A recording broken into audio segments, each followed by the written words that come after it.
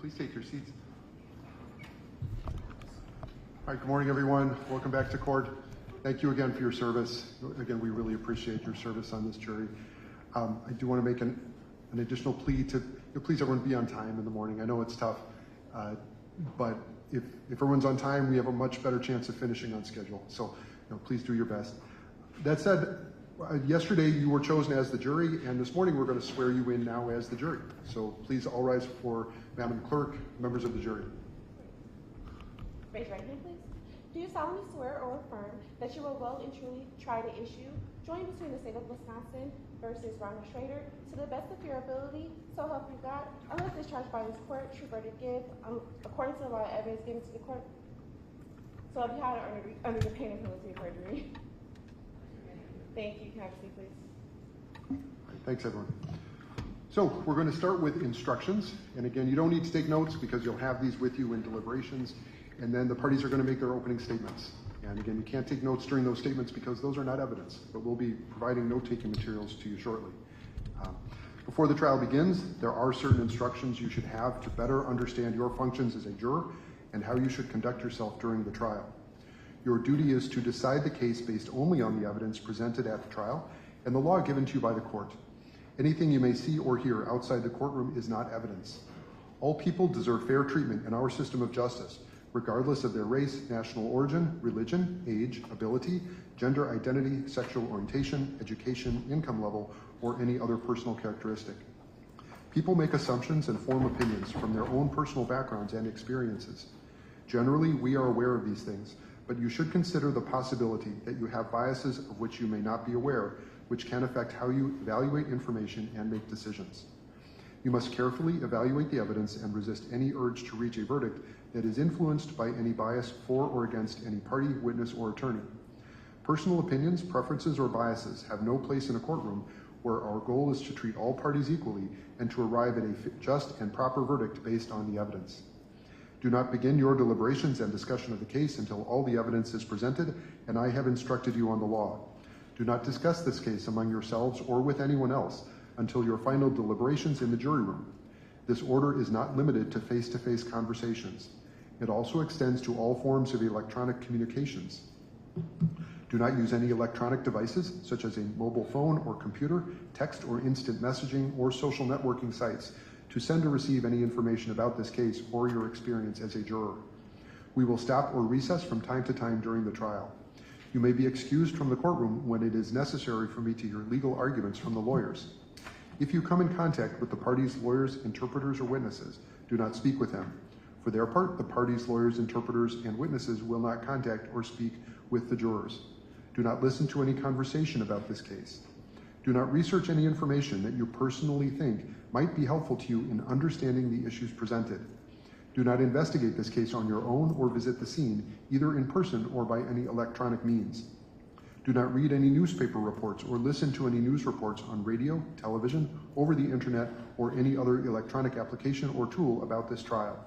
Do not consult dictionaries, computers, electronic applications, social media, the internet, or any other reference materials for additional information. Do not seek information regarding the public records of any party or witness in this case. Any information you obtain outside the courtroom could be misleading, inaccurate, or incomplete. Relying on this information is unfair because the parties would not have the opportunity to refute, explain, or correct it.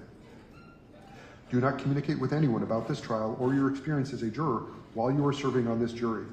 Do not use a computer, cell phone, or other electronic device, including personal wearable electronics, applications, or tools with communication capabilities, to share any information about this case. For example, do not communicate with anyone by telephone, blog post, email, text message, instant message, social media post, or in any other way on or off the computer. Do not permit anyone to communicate with you about this matter, either in person, electronically, or by any other means. If anyone does so, despite your telling them not to, you should report that to me. I appreciate that it is tempting when you go home in the evening to discuss this case with another member of your household, but you may not do so.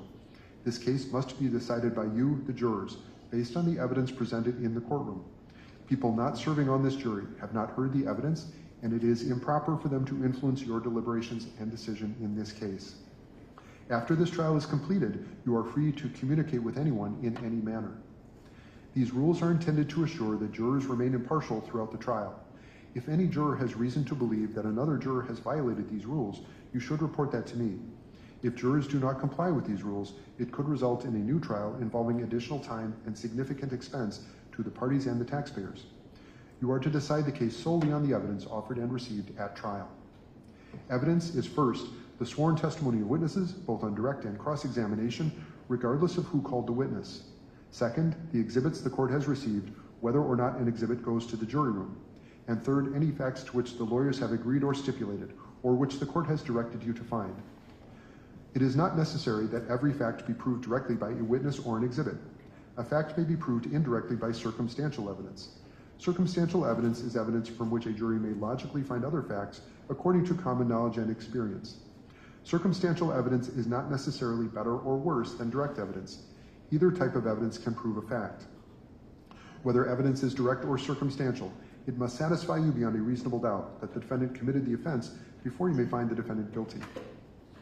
Attorneys for each side have the right and the duty to object to what they consider are improper questions asked of witnesses and to the admission of other evidence which they believe is not properly admissible. You should not draw any conclusions from the fact an objection was made. By allowing testimony or other evidence to be received over the objection of counsel, the court is not indicating any opinion about the evidence. You jurors are the judges of the credibility of the witnesses and the weight of the evidence. You are not required to, but you may take notes during this trial, except during the opening statements and closing arguments. The court will provide you with materials. In taking notes, you must be careful that it does not distract you from carefully listening to and observing the witnesses. You may rely on your notes to refresh your memory during your deliberations. Otherwise, keep them confidential. After the trial, the notes will be collected and destroyed. You will not have a copy of the written transcript of the trial testimony available for use during your deliberations. You should pay careful attention to all the testimony because you must rely primarily on your memory of the evidence and testimony introduced during the trial. The defendant It is the duty of the jury to scrutinize and to weigh the testimony of witnesses and to determine the effect of the evidence as a whole. You are the sole judges of the credibility, that is, the believability of the witnesses and of the weight to be given to their testimony. In determining the credibility of each witness and the weight you give to the testimony of each witness, consider these factors: whether the witness has an interest or lack of interest in the result of this trial, the witness' conduct, appearance, and demeanor on the witness stand, the clearness or lack of clearness of the witness recollections, the opportunity the witness had for observing and for knowing the matters the witness testified about, the reasonableness of the witness testimony, the apparent intelligence of the witness, bias or prejudice if any has been shown, possible motives for falsifying testimony, and all other facts and circumstances during the trial which tend either to support or to discredit the testimony. Then give to the testimony of each witness the weight you believe it should receive. In your determination of credibility, you must avoid any and all bias based on the witness's race, national origin, religion, age, ability, gender identity, sexual orientation, education, income level, or any other personal characteristic. There is no magic way for you to evaluate the testimony. Instead, you should use your common sense and experience. In everyday life, you determine for yourselves the reliability of things people say to you. You should do the same thing here. In this case, the state has charged the defendant with 2 counts. The first count of the information in this case charges that between August 23rd, 1991 and August 25th, 1991, at or near 9070 West Waterford Square in the city of Greenfield, Milwaukee, County, Wisconsin, the defendant did cause the death of Catherine Schroeder, another human being, with intent to kill that person, contrary to section 940.01 sub 1 of the Wisconsin statutes. To this charge, the defendant has entered a plea of not guilty, which means the state must prove every element of the offense charged beyond a reasonable doubt. First-degree intentional homicide, as defined in section 940.01 of the Criminal Code of Wisconsin, is committed by one who causes the death of another human being with the intent to kill that person or another. Before you may find the defendant guilty of first-degree intentional homicide, the state must prove by evidence which satisfies you beyond a reasonable doubt that the following 2 elements were present. First, that the defendant caused the death of Catherine Schroeder. Cause means that the defendant's act was a substantial factor in producing death. And second, that the defendant acted with the intent to kill Catherine Schroeder. Intent to kill means that the defendant had the mental purpose to take the life of another human being or was aware that his conduct was practically certain to cause the death of another human being. While the law requires that the defendant acted with the intent to kill, it does not require that the intent exist for any particular length of time before the act is committed. The act need not be brooded over, considered, or reflected upon for a week, a day, an hour, or even for a minute. There need not be any appreciable time between the formation of the intent and the act. The intent to kill may be formed at any time before the act, including the instant before the act, and must continue to exist at the time of the act. You cannot look into a person's mind to find intent. Intent must be found, if found at all, from the defendant's acts, words, and statements, if any, and from all the facts and circumstances, in this case, bearing upon intent. Intent should not be confused with motive. While proof of intent is necessary to a conviction, proof of motive is not. Motive refers to a person's reason for doing something. While motive may be shown as a circumstance to aid in establishing the guilt of a defendant, the state is not required to prove motive on the part of a defendant in order to convict. Evidence of motive does not by itself establish guilt. You should give it the weight you believe it deserves under all of the circumstances. If you are satisfied beyond a reasonable doubt that the defendant caused the death of Catherine Schroeder with the intent to kill, you should find the defendant guilty of first-degree intentional homicide. If you are not so satisfied, you must find the defendant not guilty. Count 2 provides as follows. The second count of the information in this case charges that between August 1st, 1991 and August 25th, 1991, at or near 9070 West Waterford Square in the city of Greenfield, Milwaukee County, Wisconsin, the defendant did intentionally cause great bodily harm to a child, Catherine Schroeder, date of birth July 3rd, 1991, contrary to section 948.03 sub 2 sub a of the Wisconsin statutes. To this charge, the defendant has entered a plea of not guilty, which means the state must prove every element of the offense charged beyond a reasonable doubt. Physical abuse of a child, as defined in section 948.03 sub 2 sub a of the Criminal Code of Wisconsin, is committed by one who intentionally causes great bodily harm to a child. Before you may find the defendant guilty of this offense, the state must prove by evidence which satisfies you beyond a reasonable doubt that the following three elements were present. First, that the defendant caused great bodily harm to Catherine Schroeder. Great bodily harm means injury, which creates a substantial risk of death, or which causes serious permanent disfigurement, or which causes a permanent or protracted loss or impairment of the function of any bodily member or organ or other serious bodily injury. Second, that the defendant intentionally caused great bodily harm. This requires that the defendant had the mental purpose to cause great bodily harm to Catherine Schroeder, or was aware that his conduct was practically certain to cause that result. And third, that Catherine Schroeder had not attained the age of 18 years at the time of the alleged offense. Knowledge of Catherine Schroeder's age by the defendant is not required, and mistake regarding Catherine Schroeder's age is not a defense. Before you can look into a person's mind to find intent, intent must be found. You cannot look into a person's mind to find intent. Intent must be found, if found at all, from the defendant's acts, words, and statements, if any, and from all the facts and circumstances, in this case, bearing upon intent. If you are satisfied beyond a reasonable doubt that all three elements of this offense have been proved, you should find the defendant guilty. If you are not so satisfied, you must find the defendant not guilty. In reaching your verdict, examine the evidence with care and caution. Act with judgment, reason, and prudence. Defendants are not required to prove their innocence. The law presumes every person charged with the commission of an offense to be innocent. This presumption requires a finding of not guilty unless in your deliberations you find it is overcome by evidence which satisfies you beyond a reasonable doubt that the defendant is guilty. The burden of establishing every fact necessary to constitute guilt is upon the state. Before you can return a verdict of guilty, the evidence must satisfy you beyond a reasonable doubt that the defendant is guilty. If you can reconcile the evidence upon any reasonable hypothesis consistent with the defendant's innocence, you must do so and return a verdict of not guilty. The term reasonable doubt means a doubt based upon reason and common sense. It is a doubt for which a reason can be given, arising from a fair and rational consideration of the evidence or lack of evidence. It means such a doubt as would cause a person of ordinary prudence to pause or hesitate when called upon to act in the most important affairs of life. A reasonable doubt is not a doubt which is based on mere guesswork or speculation. A doubt which arises merely from sympathy or from fear to return a verdict of guilt is not a reasonable doubt.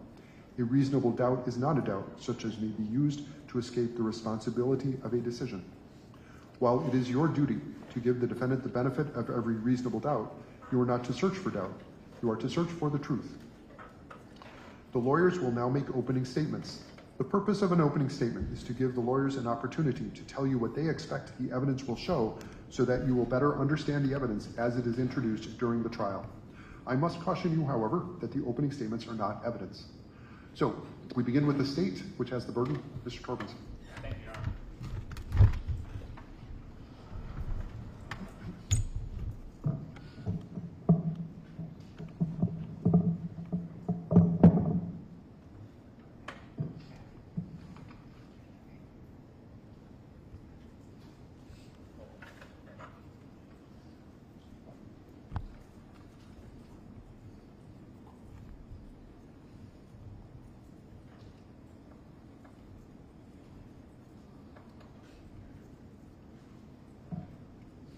Ladies and gentlemen,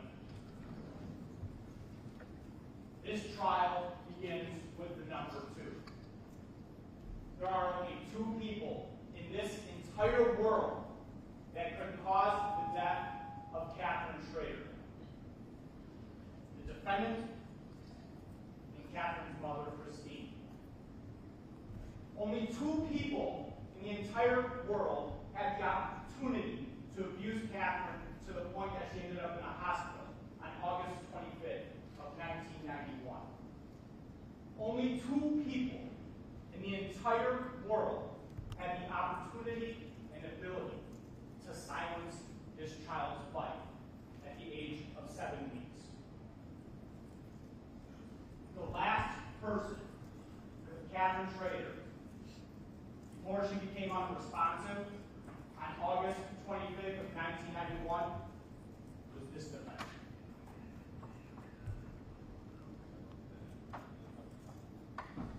At 11 p.m., one day before, August 24th, this defendant arrived home. And Christine told this defendant that she's having problems getting Catherine to eat. Catherine wasn't eating all day. In fact, earlier that day, Christine told this defendant that she wanted to take Catherine to the hospital, that something was gravely amiss with her daughter, and it was this defendant who talked her out of it.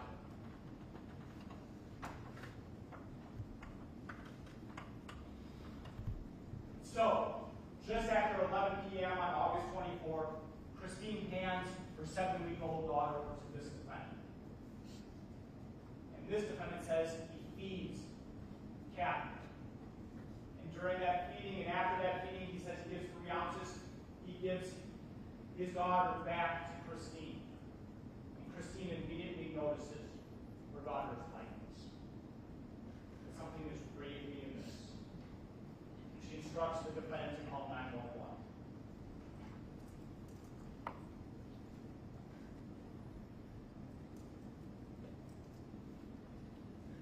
Catherine was rushed to Children's Hospital by the first responders that came out to the residence. What they found was a pulseless, non-breathing, 7-week-old infant. They worked their hardest to regain a pulse on that ambulance ride to Children's Hospital, Wisconsin. They gave her medication. They gave her CPR. None of it was working. She remained for the entirety of that ambulance ride pulseless, non-breathing, unresponsive. And you're going to see from the ambulance report that their notes indicate that when they got on scene, 5 minutes after that 911 call, they found what they put in their report as a child that was probably dead.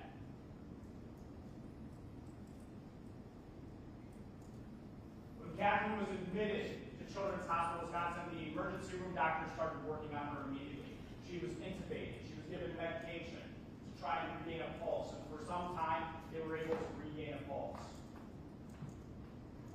You're going to hear that a CT examination was done of her head. That CT examination revealed that her brain was swelling to the point that the sutures on her skull were separating. That the ridges in the brain were going away because they were pressing against the skull. That she had bilateral subdural bleeding on both sides of her brain, which is caused from rupturing of bridging veins. You're going to learn what bridging veins are through the course of this trial and what causes ruptures of bridging veins. And it's motion inside the head, where the brain is going one way and the skull is going the other way, that causes those veins to rupture and bleed. You're going to hear that there's actual damage inside her brain. You're going to hear that there was subarachnoid bleeding on her brain. Subarachnoid bleeding is highly, highly concerning in this case because it makes the child immediately symptomatic when that bleeding occurs. You're going to hear and you're going to see that Catherine had too numerous to count retinal hemorrhages in her eyes. So many retinal hemorrhages in her eyes that when they opened her eyes on autopsy, you can see it with the naked eye. All the little pinpoint specks of blood everywhere throughout her retinas. You're going to hear that despite the best efforts of the emergency room physicians at Children's Hospital, Wisconsin, she was declared deceased on August 25th of 1991, the very day that she was admitted just hours earlier. Dr. Carl Weidel is going to be one of the emergency room physicians who's going to come, take the stand, and testify. He's the emergency room physician that declared that Catherine was deceased. He's the first doctor of many that wrote in a report that the cause of her death, the cause of her medical condition, was shaken baby syndrome.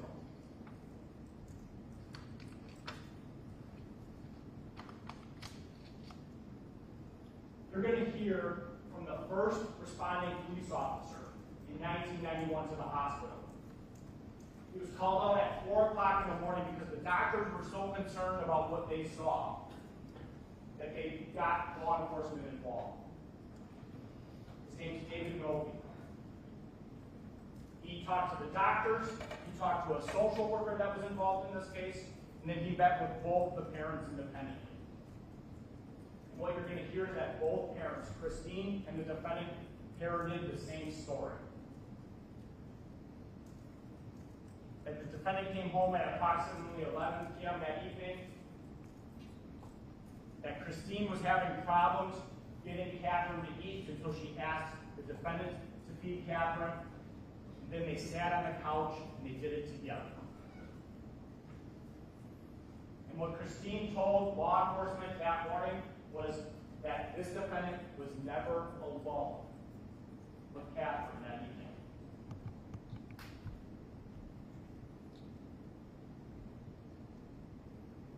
That statement was a statement made to protect the man that had been accusing her. That statement can be looked at in a vacuum or it can be looked at in the context of her relationship with this defendant. And it's a relationship that starts when Christine is at college with her sister. She shares a dorm room with her sister Elizabeth a year before. She's starting to see this defendant. And during the context of that relationship, anytime this defendant is around, Christine, who's otherwise social, enjoys going out with her sister Elizabeth, enjoys going out with friends, her entire life becomes this defendant.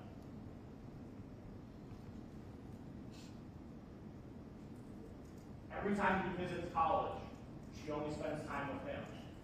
Shortly thereafter, she drops out of college her first year, and they get what's referred to as an economy apartment on 1st and Lake. That's where the domestic violence begins. Christine, not even weighing 100 pounds, is told that she's fat. She's told that she's ugly. She's told that her family doesn't love her. All by this defendant.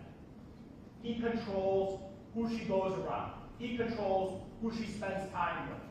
And you're going to hear from the family who had a close, loving relationship with a sister, with a niece, about how that suddenly was removed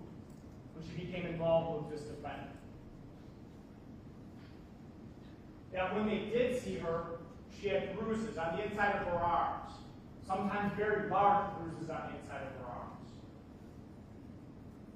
and on other areas of her body, that the family was concerned, based on the appearance of those bruises, about this relationship and what was happening in this relationship.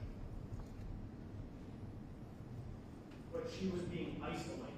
She was being kept from her family. She was being removed from her family and controlled by this defendant.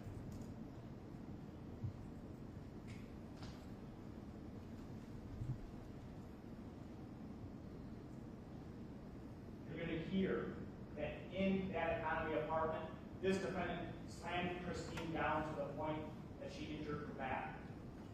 That she couldn't turn her head for a period of time. That he was violent with her, that he was abusive with her. That he would punch her in her hair and punch her in her body in areas that would be hidden by her clothes. That she would change her wardrobe, change what she wore to conceal these injuries.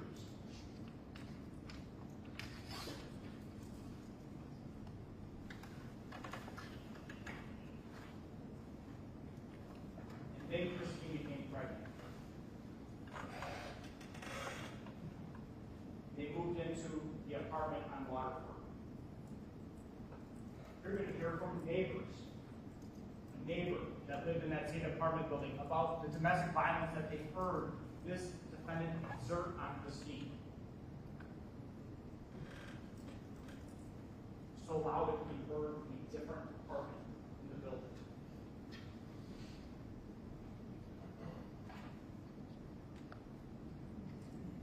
You're going to hear that the defendant's own mother was staying with him for a period of time while Christine was pregnant. And in one of these acts of anger, this defendant threw Christine down and sat on her pregnant stomach. His own mother there was a witness. To the point that Christine calls out for her family and asks for help that evening, only later to retract it. Why? Because of this defendant.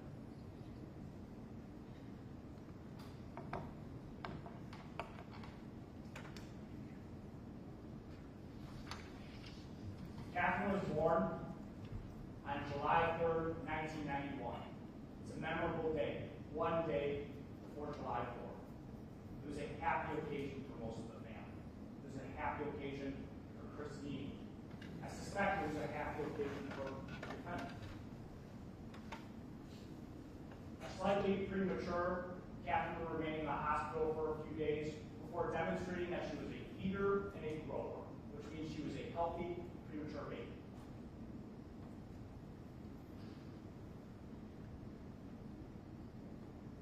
Ladies and gentlemen, August 25th of 1991 would not be the first time that Catherine would be hospitalized. On July 22nd of 1991, this defendant was feeding Catherine.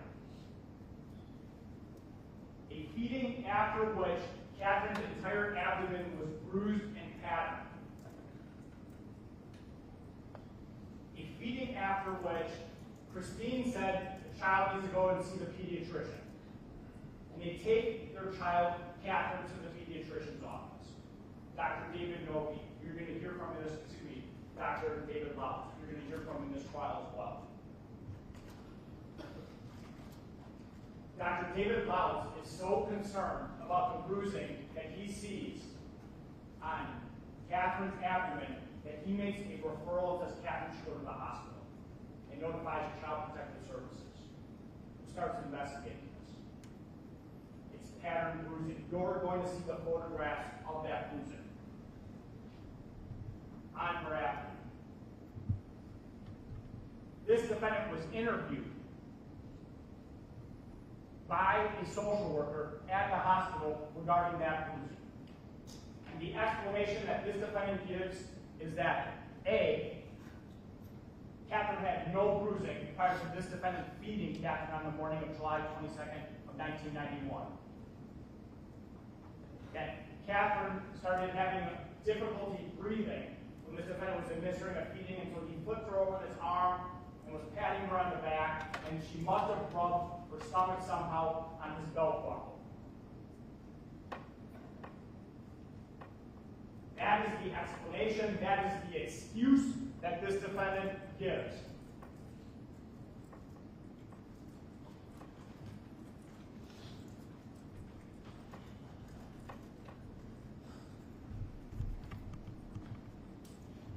You're going to hear that Children's Hospital ran a number of tests.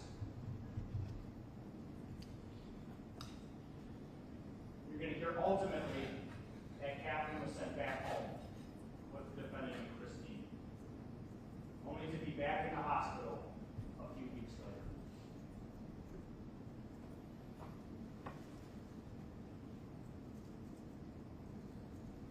After Catherine's death, an autopsy was performed on her body. The doctor who performed that autopsy, the medical examiner, has passed away. That doctor cannot come into this courtroom and testify. That doctor wrote a report. That doctor had photos taken. There were a number of different experts that looked at the pathology, that child's brain, the eyes. And you're going to hear from the medical examiner of Milwaukee County, Dr. Westwell Sloman, who reviewed all the work done by that forensic pathologist, independently reviewed the photographs, independently reviewed all of the reports, police reports, the medical history, the medical records for this child, and concluded that Catherine Schroeder died as a result of blunt force trauma, and her manner of death ruling is homicide. Dr. Cholmack is not only going to talk about that, she's going to talk about when she sees these types of severe injuries to the brain. She's going to tell you about accidental situations where you can see these same injuries. And ladies and gentlemen, it's not a fall down. It's not a short fall. Where you see the types of severe injuries that Catherine Schroeder had in the inside of her head are from significant, massive forces, such as a car accident. A significant car accident. Dr. Tolmack is going to talk to you about when and how she sees injuries like she saw in Catherine.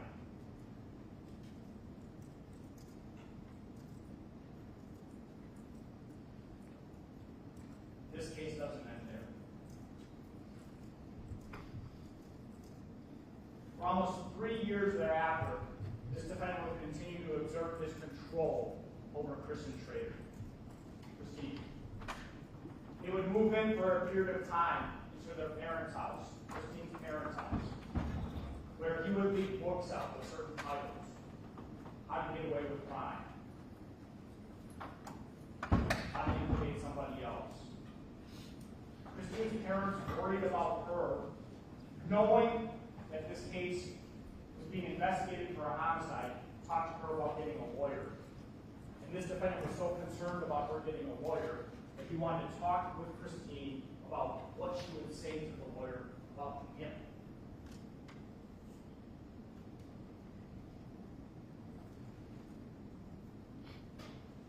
In 1994, Christine would finally have the strength to leave this defendant, to get rid of his control. She forced him.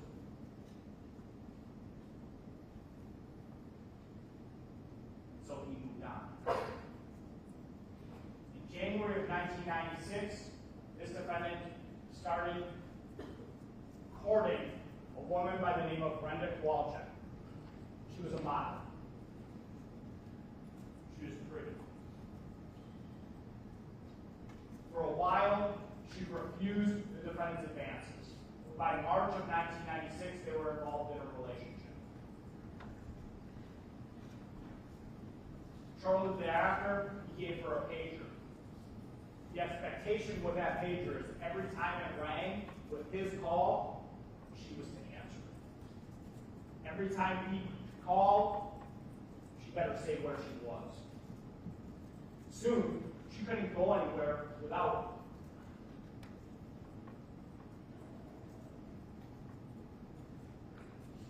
He told Christine she was fat. He told Christine she was ugly. Christine, family didn't love her. In 1996, he's telling Brenda the exact same things. You are fat, you are ugly, your family doesn't love you.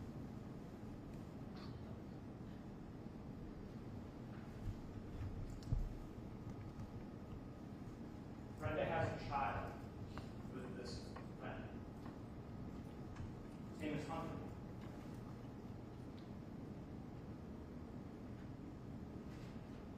You're going to hear about a situation where this defendant was the only person with Hunter in November of 1997. Hunter was in a car carrier. Hunter was hungry. Hunter was fussy. And Brenda went to go make a bottle for Hunter. When Brenda heard a cry that she's never heard before of her son, a cry that tells a mother that something is wrong, she went from the kitchen into the living room to see a bloody rag covering her child's face, and this defendant saying, I don't know what happened.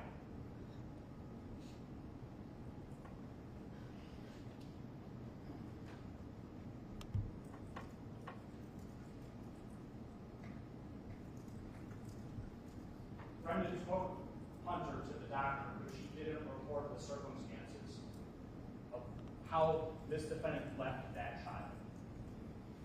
Like Christine, she didn't report that this defendant was alone with Catherine moments before Catherine went unresponsive.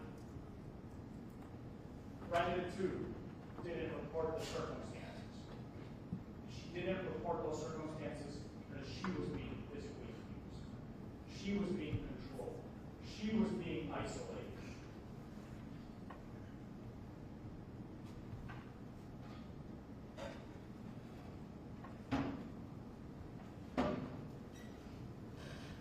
You're going to hear that at some point through the course of her relationship, she questioned the defendant about the death of Catherine. In fact, you're going to hear when Hunter was being born at the hospital that this defendant said, please don't mention that I have any other children. Why?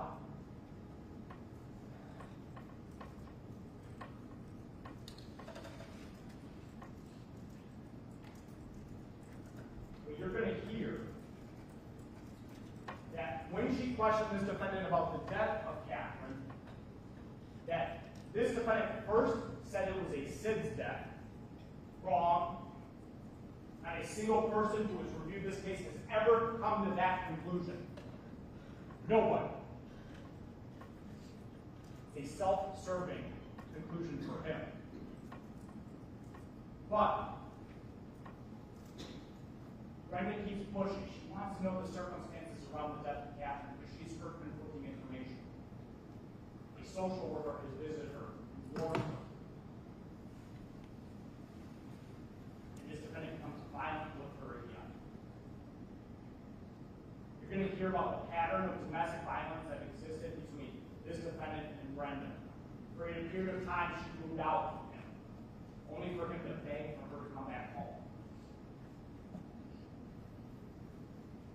She too was left with bruises on her body.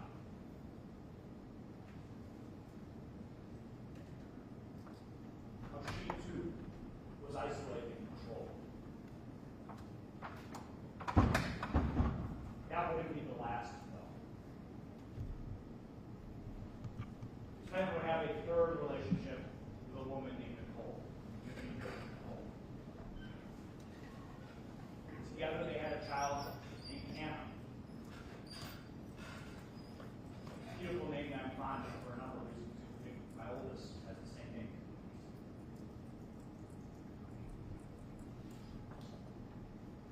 You're going to hear that Hannah, too, was hospitalized after being with this defendant.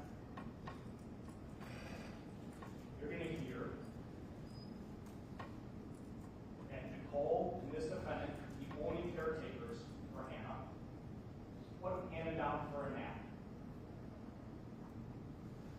This defendant reported that he checked on Hannah and found her having difficulty breathing, vomiting, blood. You're going to hear as a result of this, this defendant being the last person with Hannah, Hannah was taken to the hospital. Hannah was examined by doctors. Let me tell you what doctors found on Hannah. Petechial bruising on her cheeks. Petechia on her scalp. Petechial bruising on her lower back. A short, narrow, linear collection of bruising on her sternum. 2 parallel lines of petechial bruising on her abdomen. A cluster of petechial bruising over the upper right quadrant of her stomach as well. Petechial bruising under her chin. Multiple small subconjunctival hemorrhages in her eyes. Bruising to her eyelids. That's what was observed on the outside of her body.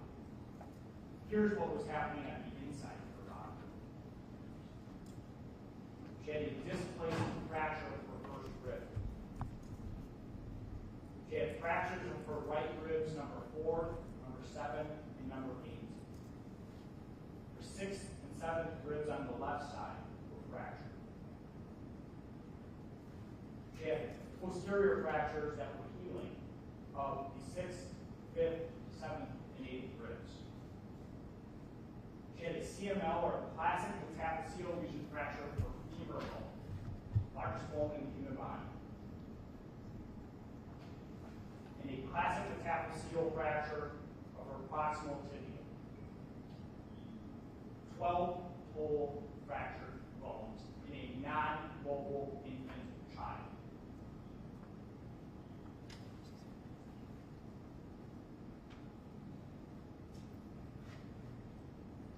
You're going to hear that a child abuse pediatrician examined Hannah and concluded that her injuries were the result of physical abuse.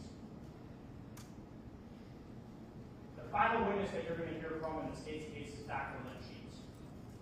She's a board-certified child abuse pediatrician. She's a board-certified pediatrician. Her job is to look at cases of child abuse and either say this is child abuse, I can't determine this is child abuse, or rule out child abuse. She was hired by the Milwaukee County District Attorney's Office in this case to review the case of Catherine and to review the case of Hannah. And she's going to talk about the significance of bruising on non-mobile children. She's going to talk about the significance of abdominal bruising, how it's highly associated, if not diagnostic, in a non-mobile child for child physical abuse. She's going to talk about the fractures in both of these children. Because remember, Catherine also had rib fractures that were found at autopsy.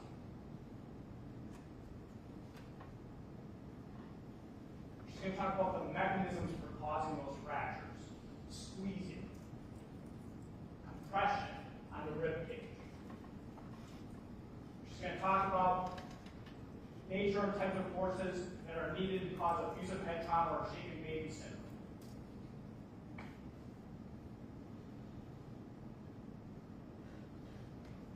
But most importantly, she's going to talk about the striking similarities in the injuries to Catherine Schroeder and to Hannah Schroeder. Those striking similarities in the bruising pattern and the rib fractures are this defendant's signature of abuse on these children. It's him leaving his mark.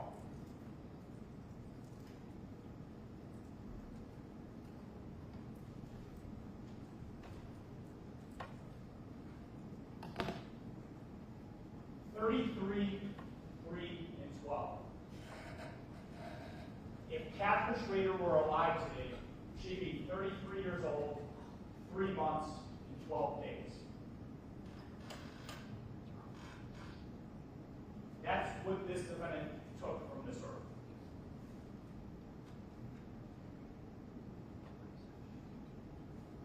During Board Dyer, a lot was made about Mr. Torbenson. This case isn't about Mr. Torbenson. It's not about the facts. This case is about the evidence and who is responsible for the death of Catherine Schroeder.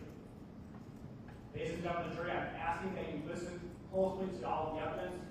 And at the end of this trial, I'll ask that you find this defendant guilty based on the evidence you've heard in this court. I thank you for your time, and I thank you for your attention. Thank you. We'll turn to the defense. Ms. Pakes.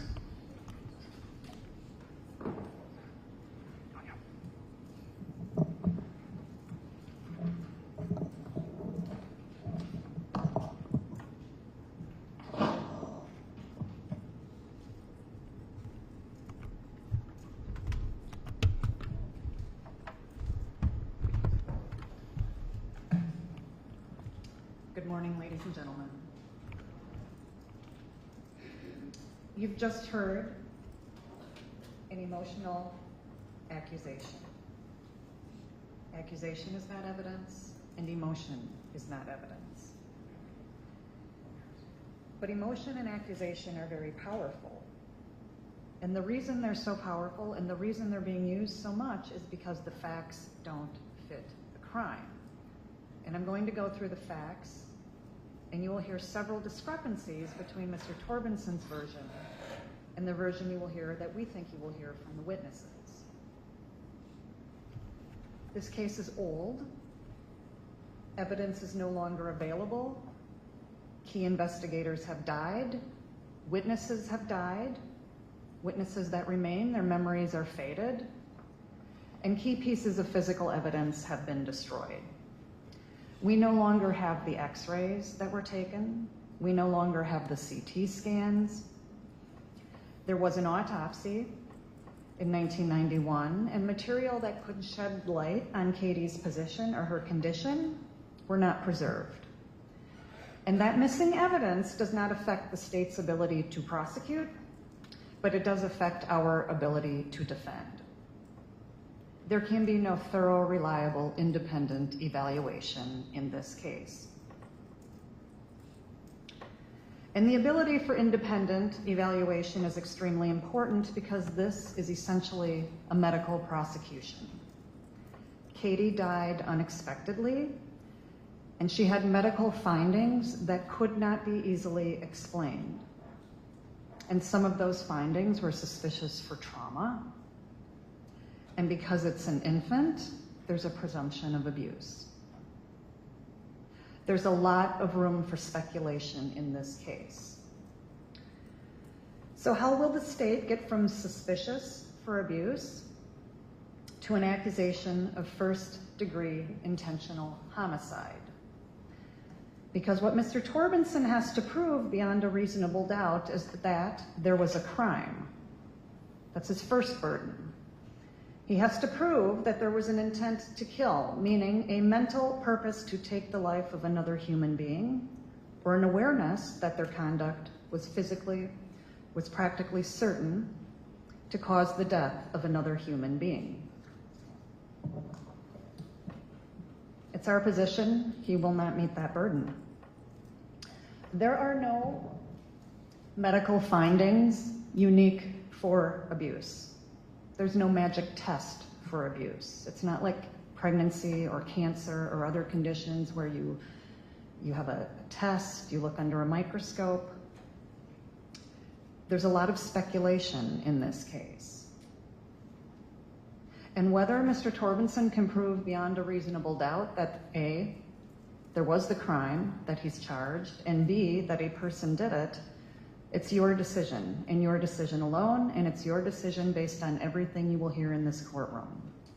And you have the benefit, unlike the doctors, of listening to all the evidence. So to the extent that we have facts and evidence that have not been destroyed or compromised, here's what the evidence will show. Christine and Ron met in the late 1980s. They married in 1991. It was not a great marriage. Ron was a terrible partner to Christine. They had an abusive relationship. And she got rid of him, as Mr. Torbenson said. In 1994, she moved out. She filed for divorce. She was done with him 6 months later. She entered a new relationship, and she's still in that relationship today. During that marriage, the marriage of Christine and Ron, they had 2 children. We've heard about Katie, the firstborn, who died tragically in August of 1991. And as terrible as Ron was in his relationship with Christine and adult women, you will hear that he was happy to have a child, and he was involved with Katie. He went to birth classes, prenatal visits. He decorated the hospital room with balloons, and he would give Katie rolling kisses. He would grab her and give her kisses. And over the years, the police have interviewed Christine several times, including after the divorce in 1996 or 95, in 1998, in 1999, and yes, she confided to investigators that Ron was abusive to her, but she had nothing bad to say about his relationship with Katie. What do we know about Katie? She was born July 3rd, 1991. She was born slightly premature, 35 weeks. From the records we do have, we know it was not an easy delivery. It was a traumatic birth. They had to use the forceps to pull her out. Her head was swollen from the pressure on it. She moved through the birth canal and they pulled her out. And we don't know whether from that birth there was a pre-existing condition that existed on August 25th of 1991. We know that after her premature traumatic birth, she had trouble breathing and eating. Babies are premature, they apneic or trouble breathing is expected. They had to insert a feeding tube in the hospital. You'll hear mom had a lot of trouble breastfeeding in the hospital, and again at her July 30th visit, the baby was refusing to breastfeed. In August, when Christine's sister visited her, Katie was fine. The only problem mom really had was the breastfeeding. Ron and Christine followed up with all of Katie's appointments. July 12th, everything was fine. Pediatrician. July 17th, everything was fine, again with the pediatrician. Then we come to July 21st. I'll call this the carnival ride. Ron and Christine and Katie get in the car and they pick up Ron's mother, Delphine, and her dogs, her 2 dogs. I don't know if you can see that.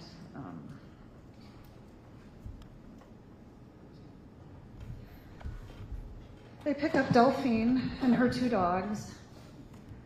They go for a drive.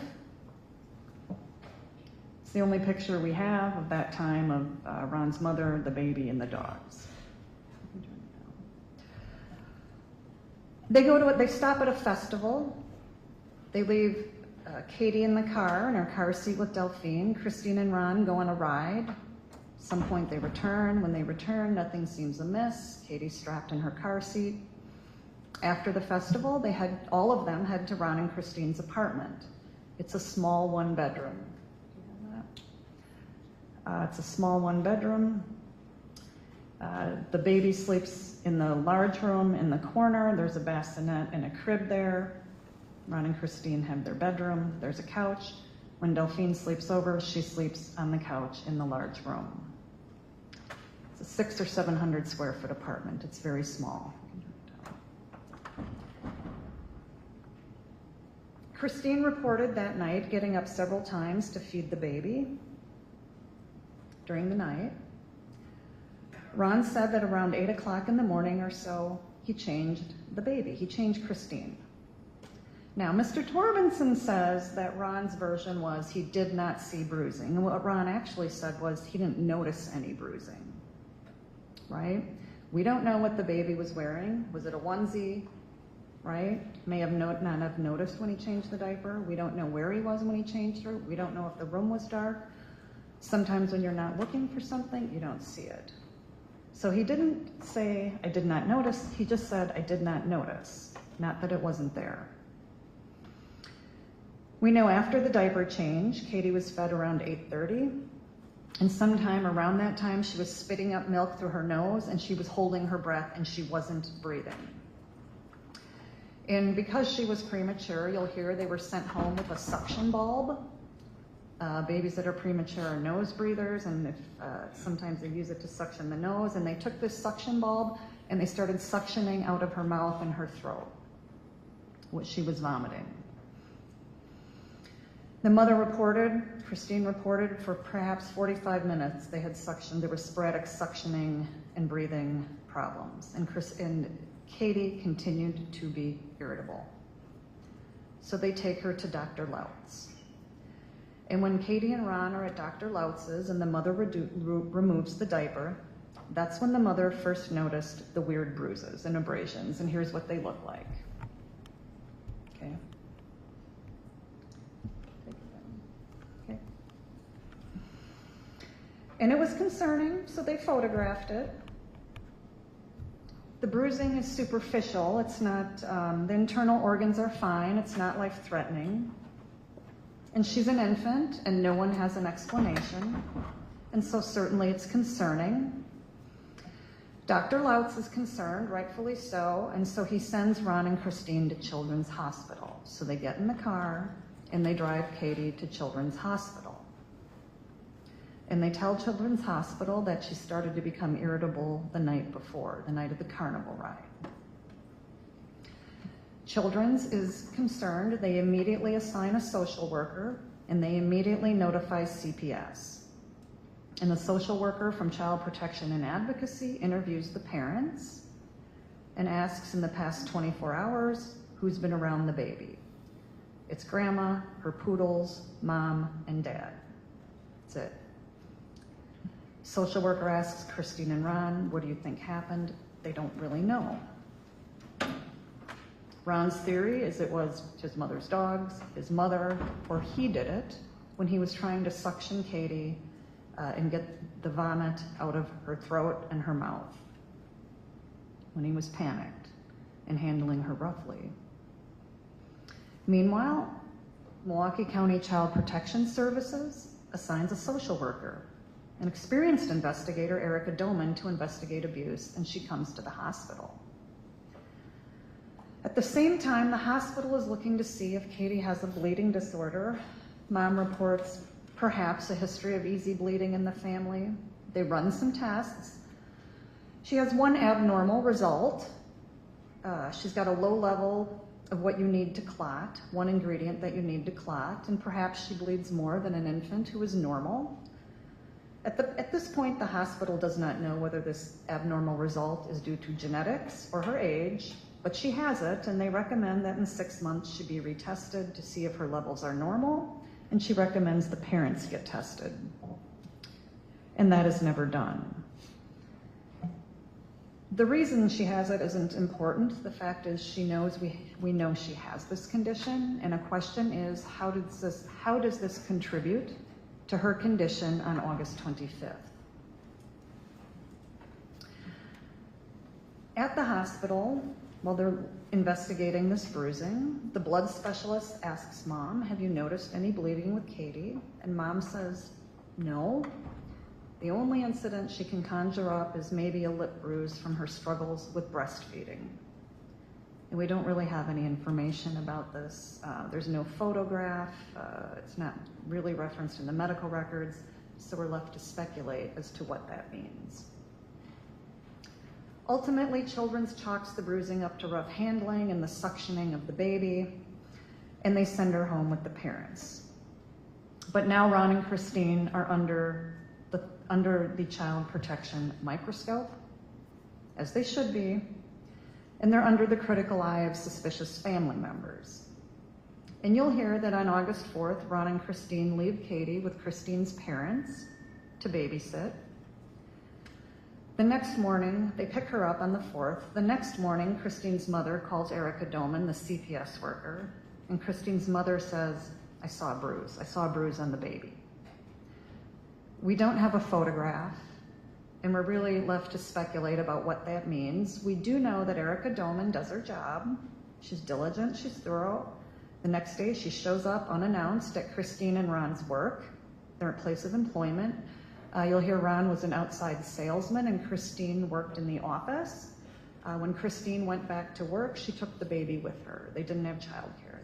She was with the baby at work. CPS worker Doman shows up unannounced, has Christine strip the baby, strips Katie naked. No marks, nothing. Christine's sister visits Christine in the middle of August. Katie seems fine, no concerns other than an ongoing difficulty with breastfeeding. August 22nd, 2 days before the 911 call, you'll hear Christine is in a car accident with Katie. We don't have much information about it. It really wasn't investigated. Christine said it was her fault.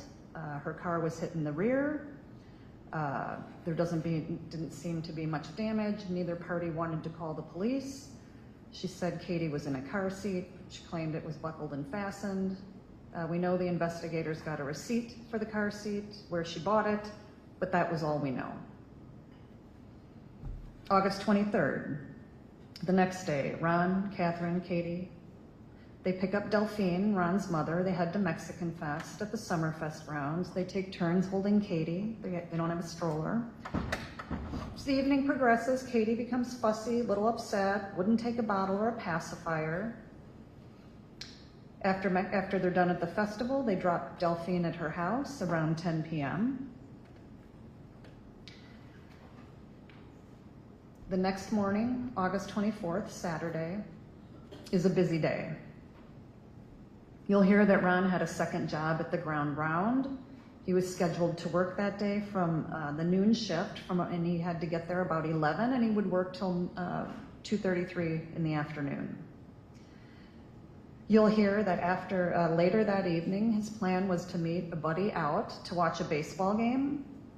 And so during the day, they go to the video store to rent movies for Christine to watch with her sister while Ron would be out that evening. That morning, Christine drops Ron at work. Later, she picks him up. She talks to her sister on the phone and tells her sister, you know, Katie's not feeling well. I don't think you should come over tonight. They go to the video store and they rent movies for Christine to watch.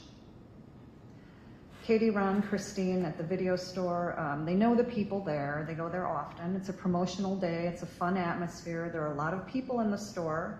There's a video game contest. There's a Super Mario Brothers contest. They're playing Pink Floyd in the background. Everyone is smiling and joking. And the videographer captures the moment.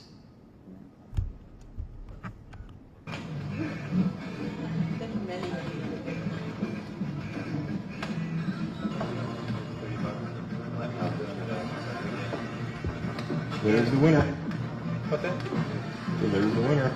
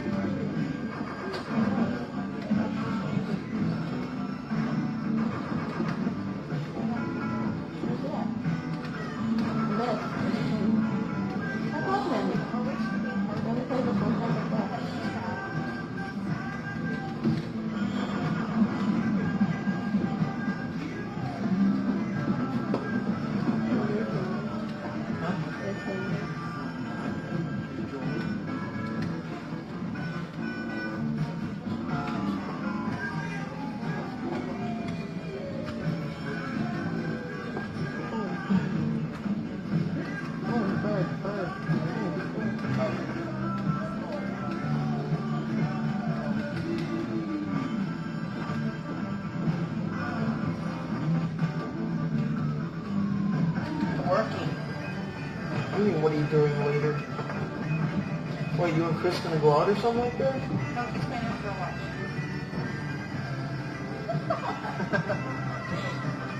You're so morbid. How'd you like it if I stepped all over you? Shoes with me. That's just what I do.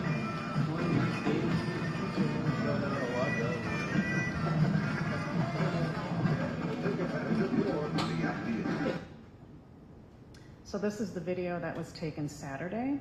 That was Ron and Christine at the counter, and that was Katie in the carrier beneath them.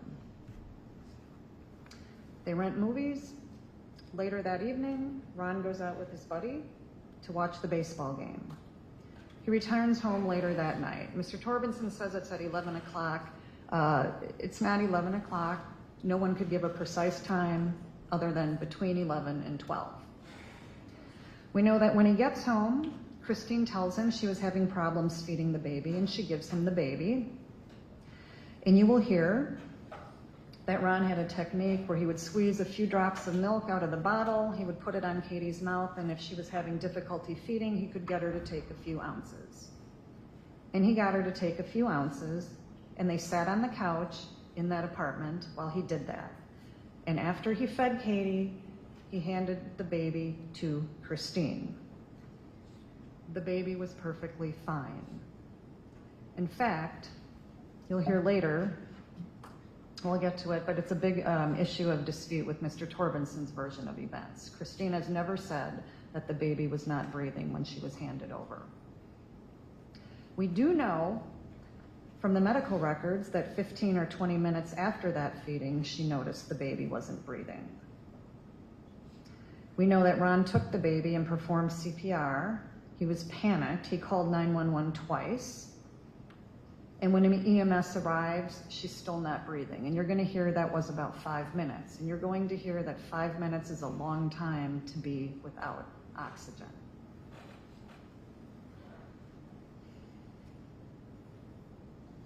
And they rush her to Children's, and she's still not breathing. And Children's does a lot of CPR on her. And Mr. Torbenson's correct, for several hours.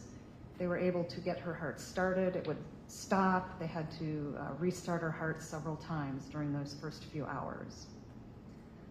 You will hear that the brain is very sensitive to oxygen, that the lack of oxygen triggers a cascade of changes. It's called hypoxic ischemic injury, HIE.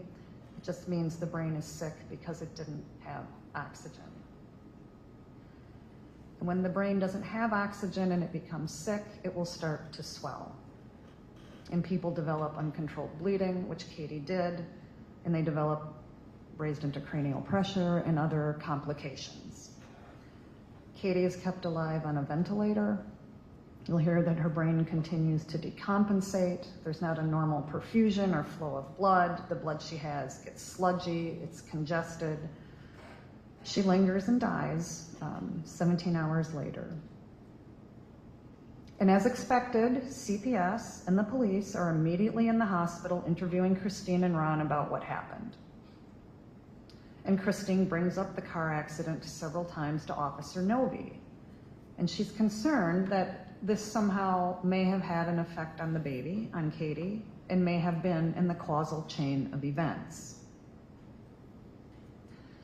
The problem is no one gathered any information or specifics. They just wrote it off.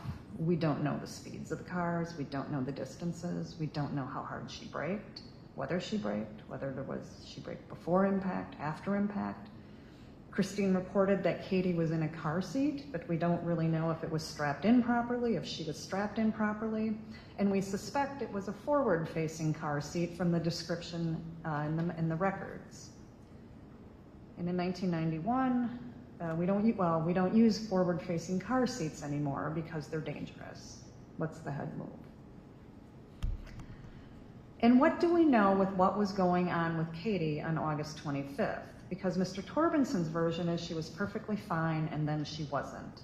And it happened, and Mr. Schroeder must have done something. Well, Christine has described an infant that became progressively more symptomatic throughout the day. She described her as weak and tired. Katie wasn't eating as much as normal instead of regular naps. She didn't really sleep. She was kind of listless, not herself.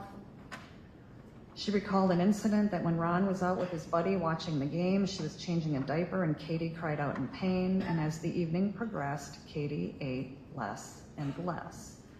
And by the time Ron returned home sometime before midnight, she said Katie's not eating at all, gave the baby to Ron. So here's the question. What set the process in motion? When was it set in motion? As we sit here today in 2024, we don't know any more than we did back then. If anything, we have less information and more speculation. Now, Mr. Torbenson is charged a crime, first-degree intentional homicide, acting with the intent to kill. And to prove that, he's going to call a child protection and advocacy doctor, Dr. Sheets, and you'll hear that she combed all of the old medical records, and she pulls out every little incident that could possibly be due to abuse. And she's going to come in and say there are 6 incidents, and as a child protection advocate, these events are extremely highly concerning for physical abuse. Incident number 1, what mom described as a lip bruise from breastfeeding. We don't know what that means. We don't have a picture of it. We don't have a description of it. No one else reported it. We don't have a time frame for it. We don't even know if it was a bruise. It wasn't worth photographing, and it could very well be due to what Christine described, a struggle with breastfeeding. To Dr. Sheets, child protection and advocacy, this is a marker of abuse. Dr. Sheets describes 2 incidents. From the 7/22 incident where she had the bruising at Dr. Lautz's, Dr. Sheets says the bruising, which is pure speculation, she said there must have been a backhanded grab and squeeze which caused those marks. It's unclear how she ruled out the dogs. She doesn't even mention them in her report, and they are mentioned in the medical records. Dr. Sheets talks about this irritation in Katie's throat or in her mouth. She calls it an intraoral ulcer. Again, from the visit with the bruising when they had been suctioning out her mouth vigorously for 45 minutes. Whatever this was, whatever this irritation was, it was not significant enough to photograph. So we don't have any idea what it actually means. We're left to speculate. What we do know is that Children's Hospital found these irritations consistent with vigorous suctioning from the bulb. To Dr. Sheets, it's sign of abuse. Dr. Sheets' 4th sign of abuse is that Christine's mother called social services and reported seeing a bruise. Again, we don't have the photo. And we know that when Child Protective Services ran out to Christine's place of employment and stripped the child down, there was no mark anywhere. But any report of a bruise is a sign of abuse to Dr. Sheets, to Child Protection and Advocacy. You'll hear that on August 19th, Christine was so paranoid about CPS, Child Protective Services, that she called and reported a small bruise on Katie's leg from bumping her on the changing table. Again, we don't have any other description than that. We have no photograph. And Dr. Sheets agrees that could be normal handling, but she considers it a marker of abuse in her report.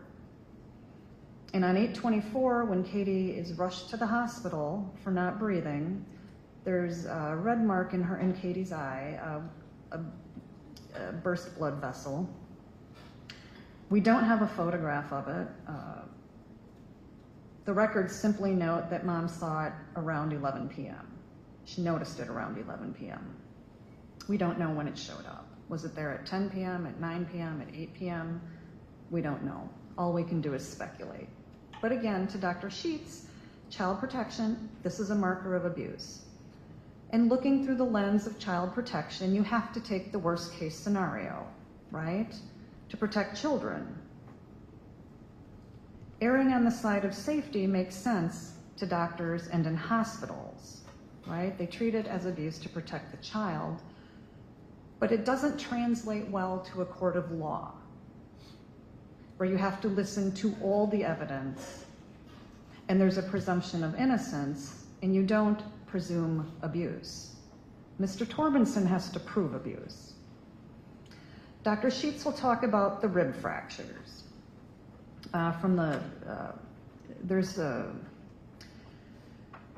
When Katie is taken to the hospital on August 25th, the day of the 911 call, you'll hear that they x-rayed her, and she had old rib fractures, and in the same area she had acute or new rib fractures.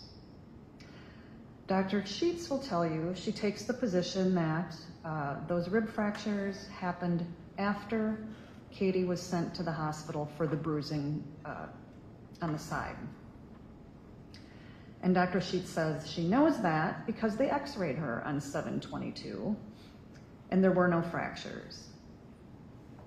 And there's a few problems with this position. And again, she's looking at it in the worst possible case, right? That this fracture is happening after 7/22. The problem is the state did not preserve the x-rays from 7/22, July 22nd. The films were destroyed. Someone looked at those films and determined or interpreted the films as no fracture. They could be wrong. There might be a subtle fracture. Radiology is a lot of subjectivity. There can be disagreement. Two people can look at the same films and have a different opinion. We can't get an independent opinion, so we're left to speculate about someone else's interpretation that they didn't see fractures. But it's easy, they could have verified it. They could have validated, they could have easily found out whether there were fractures on the 22nd, and they do this all the time. There's a standard procedure for it. Dr. Sheets does it all the time. They have a follow-up survey done, a follow-up x-ray. Because if you don't, there can be subtle changes or subtle fractures that can't be observed if they're fresh. If you wait a week and the body starts to heal, you can see them. They're much easier to see. That follow-up survey was not done. What this means is that at the autopsy, when they find old fractures, and they do with a lot of healing, and they do, we cannot rule out that those broken ribs are from the 7/22 event where she had the bruising, the picture you saw up there.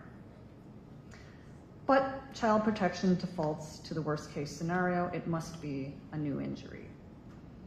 And with the new rib fractures, there are some broken ribs, but she had so much CPR that the medical providers are consistent that these are consistent with CPR. Dr. Sheets then looks at Katie's, her history meaning what was going on with her on the 25th, and Dr. Sheets takes the position she was fine, and suddenly she wasn't. And that the event causing her death must have been severe and resulted in marked, immediately and persistent symptoms.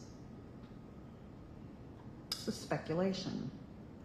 And Dr. Sheets says, well, she was not an unrestrained passenger in a motor vehicle. This case is consistent with abuse. But what she doesn't talk about is the fact that Katie was exhibiting symptoms all day long. Something was going on, and we don't know what that was. But in Dr. Sheets's world, child physical abuse explains everything. And it's true, in the hospital setting, they can come up with a theory of abuse to explain everything, but it's an artificial setting.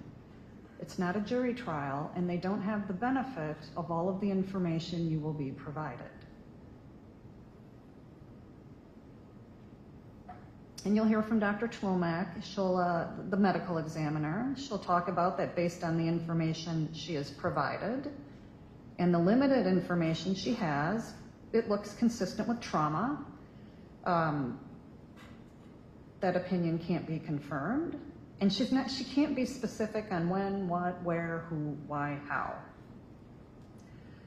What we do know is the case was investigated several times over the years.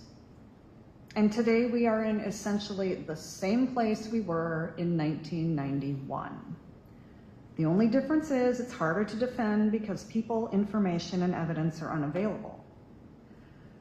So what new evidence did Mr. Torbenson have when he charged this in 1991? Because he told you yesterday this could finally be proven. Nothing. He talked about yesterday about 3 children being abused. And we talked about this in voir dire. And I'm sure some of you were wondering why we would talk about it in voir dire, but it's because some jurors, child abuse is a very traumatic and emotional topic, and it's not right for some people.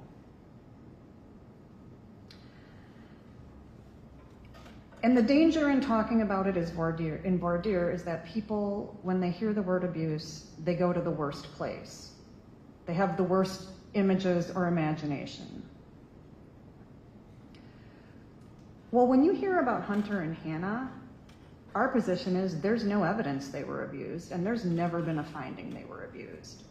You'll hear Hunter was born April of 1997, and there was one incident. And it was not in November. Brenda was very clear. It was in August of that year, and it was a few days before she took Hunter to the hospital. You will hear that Hunter, the first 4 or 5 months of his life, was sick. He had reflux, that his stomach contents would flow back up into the esophagus. You will hear that when he was brought in on May 15th for this complaint, the doctors actually observed the reflux in the hospital as it was happening. You will hear that he had fevers and vomiting. He had a hoarse, dry cough, croup. It was chronic. Couldn't seem to get rid of it. That on chest x-rays, he had inflammation, and they called it bronchospasms, where he would have coughing and wheezing. He would be treated with inhalers and fluids and medication and improve. And according to the medical records of September 12th of 1997, his doctors also noted that he had an occasional cough that would produce sputum, sometimes with blood in it. And he grew out of it. There is nothing concerning for abuse. Hannah. Mr. Torbenson talked about Hannah. Hannah, when she was born in November of 2004, had an older sister, Haley, and Hannah was born 31 weeks. She was very premature. She was in the hospital for several weeks. She had breathing disorders. She had weak bones, brittle bones. They could see this. And she was fussy when she was in the NICU, when they would manipulate her or move her around, when they changed her diaper or her clothing. When they released her to Ron and Nicole in December of 2004, approximately a month later, they released her home with an apnea monitor because she would stop breathing when she was in the hospital. The apnea monitor is a strap that you put around the baby and you tighten it, and it senses whether they stop breathing, and it sets off an alarm if they do after so many seconds. Ron and Christine noted that as in the hospital, when she was fussy, when she was moved, it continued when she was at home. To them, it was normal. They didn't think anything of it. They take her to the pediatrician on the December 31st. Everything's fine. They take her to the pediatrician on January 5th. Everything's fine. And then on January 7th is when she's not normal. She's vomiting up milk. There's some blood in it. She's got secretions in her nose, and they start suctioning out her nose. And they're panicking. They're flipping her over. They're hitting her in the back. As they're suctioning her nose, blood is coming out. You'll hear this area is very sensitive, and she's bleeding. And they rush her again. They call 911. By the time the police get there, Hannah's fine. She's not non-responsive, but the officer is concerned, so he takes her and he pats her on the back. They take her to the hospital and they do x-rays and they find broken bones. The problem is we don't know when they occurred. And they recognize that because of her condition, because of her prematurity, she does have weaker bones. And we know that there are some older ones and some newer ones. And we don't know if some of them were from the hospital, and she's got them on the ribs. And in the hospital, they did look at her rib area. And she didn't have rib fractures in the hospital, but they didn't look at her legs. And so the area on her legs where they're claiming there are fractures, because again, we don't have the x-rays, we don't have any of the scans, we don't have the person who interpreted them. So they're describing what appears to be these fractures. We don't have the actual evidence to look at, but they think there's something there, and that's all we know. We can't really say anything more about it. We know in the hospital she had significant nasal congestion and they continued to suction her. And she was eventually released.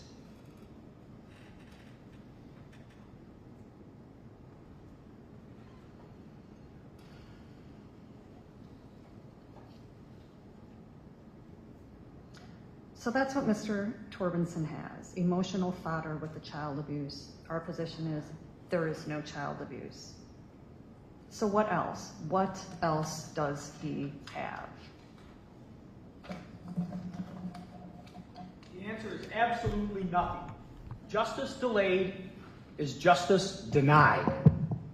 That's an old legal maxim attributed to Prime Minister William Gladstone from England. It came into our lexicon, it came into our usage in the 1960s when the great Reverend Martin Luther King uttered the words, "Justice too delayed is justice denied." And the maxim just means if something can be done at a time when everything is fresh and new and in people's minds and all the evidence is in, then do it. That's not what happened here. That's not what happened here at all. Everything that Mr. Torbenson talked about in 1991 about poor Catherine, I want you to know that our entire team over here takes this case very seriously, and I don't want you to interpret anything we ever say or do to belittle or deny the tragedy that took place on August 25th, 1991. Katie died. There's two parents of Katie, Ron and Christine. They're both in this courtroom right now. That's the number two that Mr. Torbenson was talking about. There's grandparents, there's aunts, there's uncles, there's cousins, there's friends, there's family. And our thoughts and prayers go out to all of those people, because this was a tragedy. But everything, the good thing is, your county, Milwaukee County, has wonderful municipalities with excellent law enforcement personnel. And the Milwaukee County District Attorney's Office is supremely blessed with hundreds and hundreds of assistant district attorneys since 1991. Tens and tens of deputy district attorneys since 1991. And two phenomenal district attorneys. E. Michael McCann was the district attorney when this happened in August 25th, 1991. He was the district attorney in Milwaukee County from 1969 to 2007. And some would argue he was the finest prosecutor in this nation. And no one would dispute the statement that E. Michael McCann was one of the great protectors of life that ever served public office in Wisconsin. And the phenomenal law enforcement in Milwaukee County, and all of those district attorneys in Milwaukee County, assistant district attorneys and deputy district attorneys, and E. Michael McCann himself, who was succeeded in office in 2007 by John Chisholm, another phenomenal district attorney. None of those people made the decision to charge this case. Judge, objection, can we have a sidebar? Yep.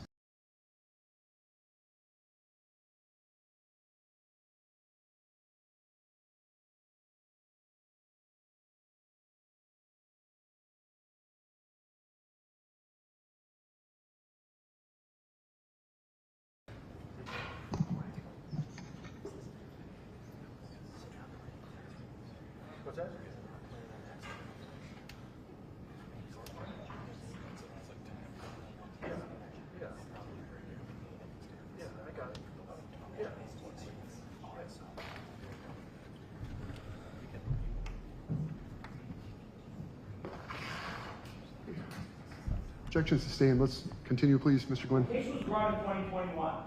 Nothing is new. I am going to reserve a piece of my paper over here for Mr. Torbenson. And the challenge is for him to come over here and write down any new physical evidence that has occurred regarding the intentional homicide or the child abuse of July 1991 and write it down right here. Because I submit to you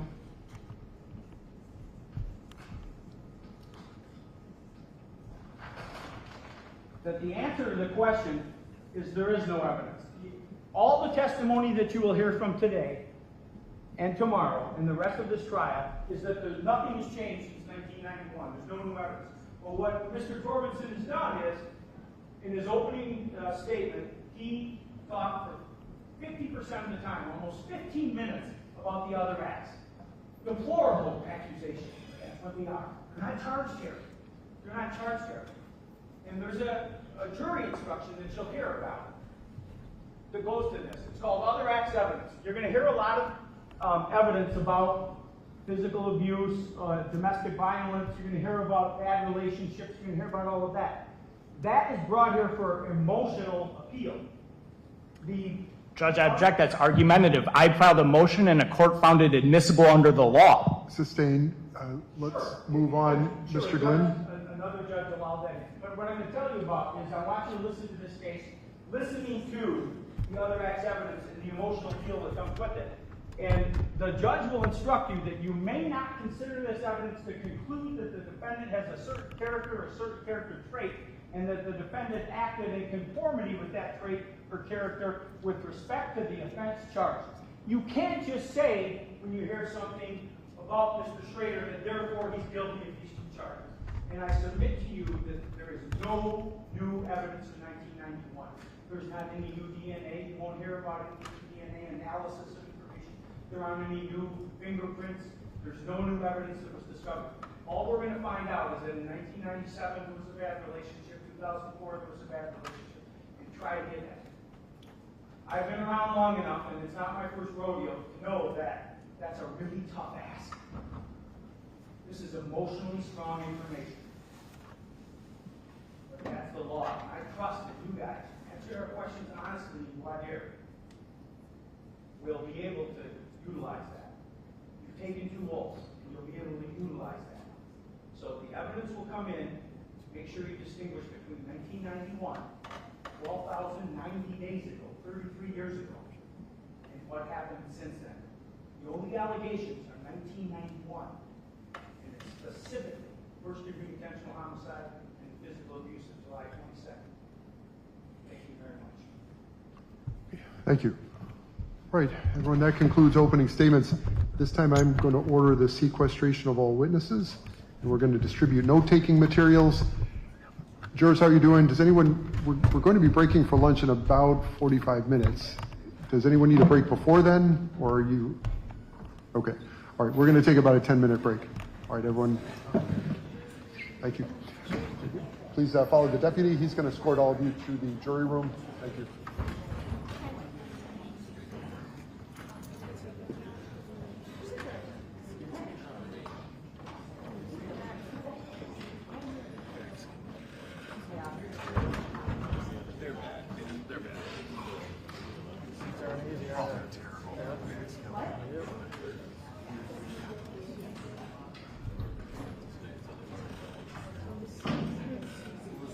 Okay, everyone, please take your seats.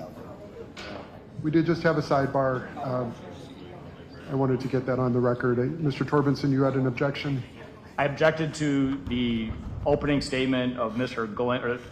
Glenn when he took over for Ms. Paik, specifically as becoming very argumentative about whether or not there's any new evidence, and about the 2 district attorneys that have been presiding, both of which are my bosses, one of which hired me, Mr. McCann, and the current district attorney is the one that puts me in the position and told me to issue this case. So, and agreed with my charging decision on this case. So it's ironic that they're standing in front of a jury and arguing that these fine, upstanding, principled men somehow took a pass on the issuance of this case. I objected to the argumentative nature of the opening statement, and the court sustained it. Mr. Glenn?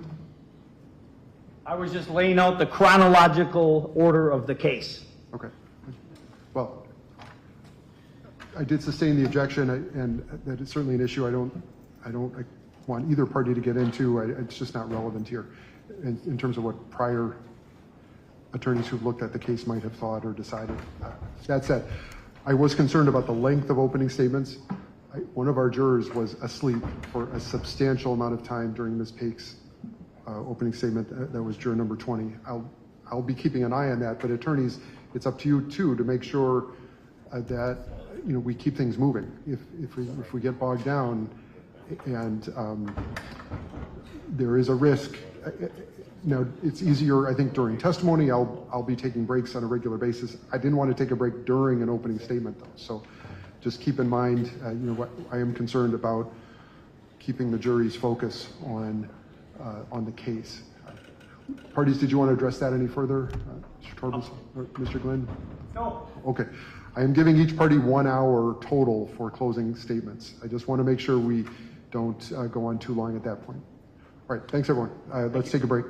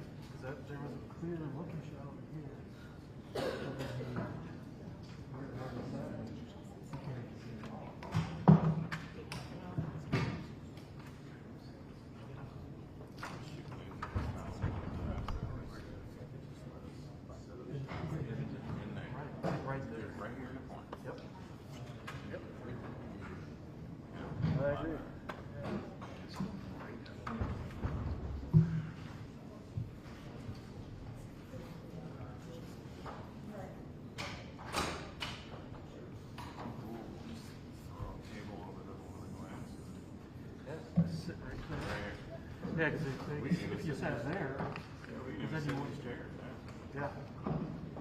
Yep. Agreed.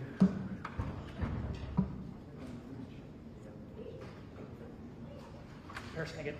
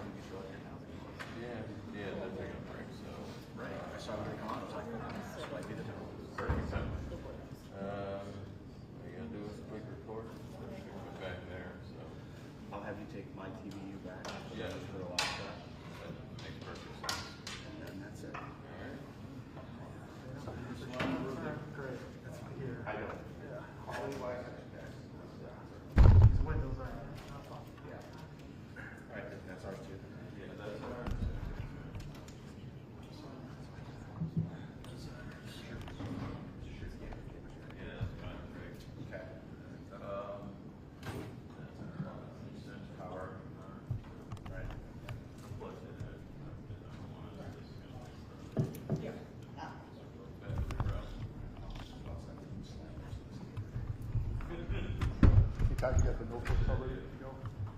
You got notebooks already to go? Thanks.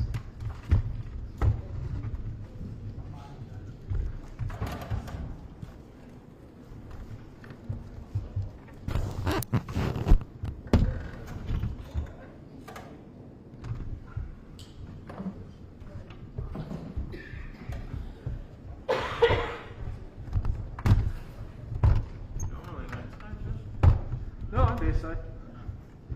Yeah, that was night side. Normally, I'm the 4 a.m. the new guy, so I guess that's my fault. Yeah, usually I'm not shooting until, like 11. Well, I would or 10 to 6. Usually we're not really. Yeah, you're right. That explains why we never cross paths. Yeah. Well, nice to meet you. How long have you been there? I've been as well. 3 years, I think. 23? Yeah. Same.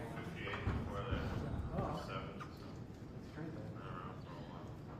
Well, nice to finally meet you. It's been forever for both of us. Yeah. Thanks for catching us up to speed. Hey, no problem. With your TV, you're in it.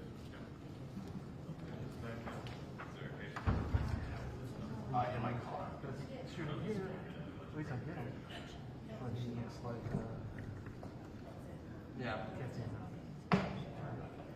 He looks like Ryan. He's behind that. No, we since post we need I guess we're on. But at least here. We're not.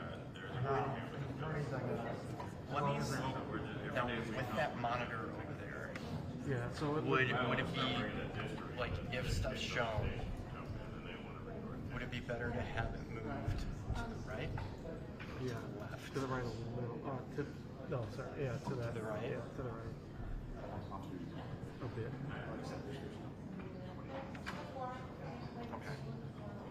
The thing is, it's also. Let me Yeah. I think it might be the blind in there if they can see. Yeah. Although actually the blind that's the issue is closed already, so. It's a little better, but it doesn't matter really. I still see that blind.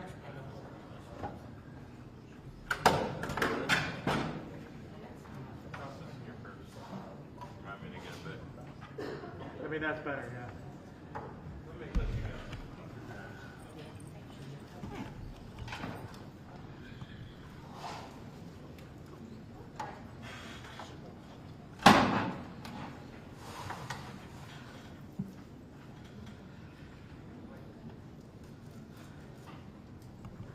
Yeah, that's better.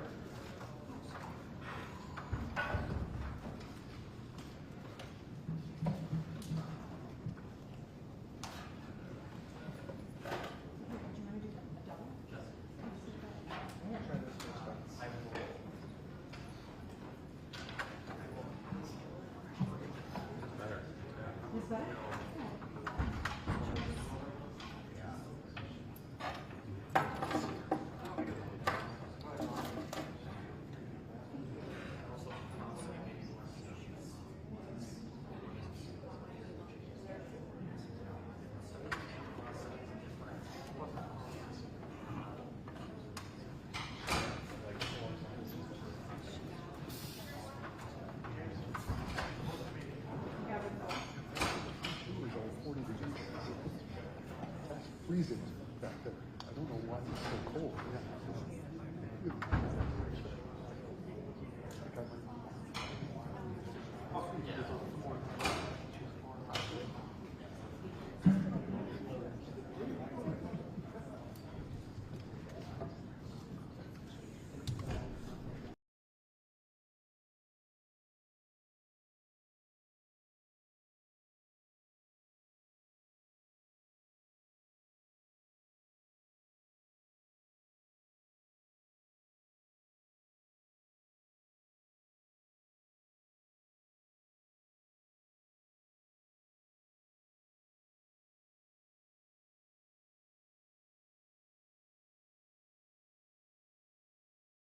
Your first witness ready?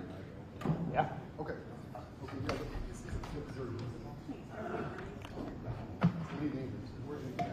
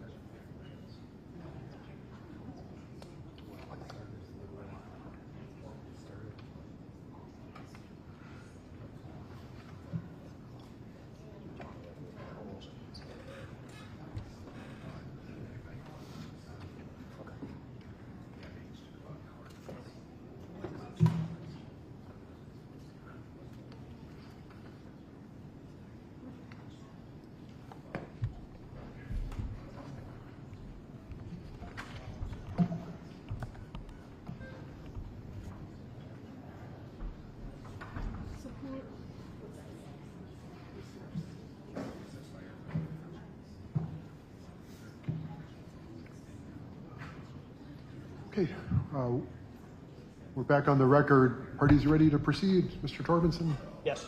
and Mr. Glenn, Ms. Pakes? Okay, I'm gonna ask the deputy to bring the jury in, please.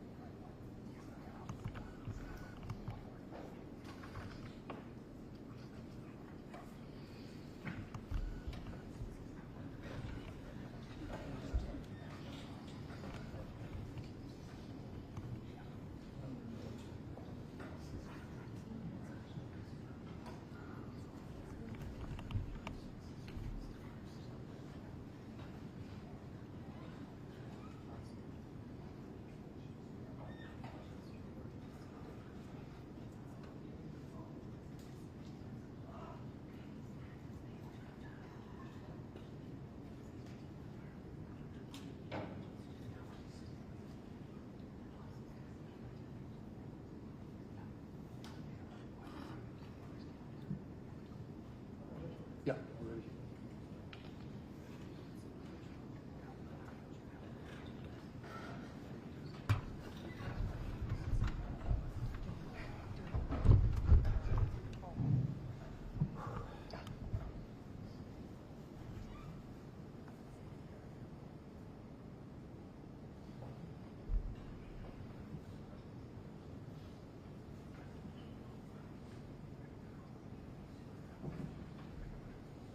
Thanks, everyone. Please take your seat.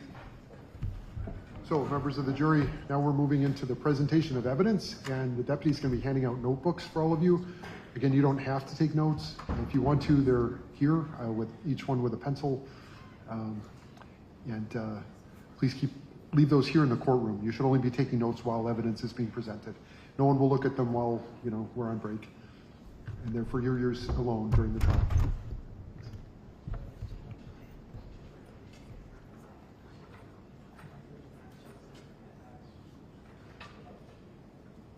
Okay. Everyone has a notebook? All right, we're going to start with the state then. Mr. Torbenson. State calls paramedic Gary Bauer. Okay, thanks, Ms. Grasso.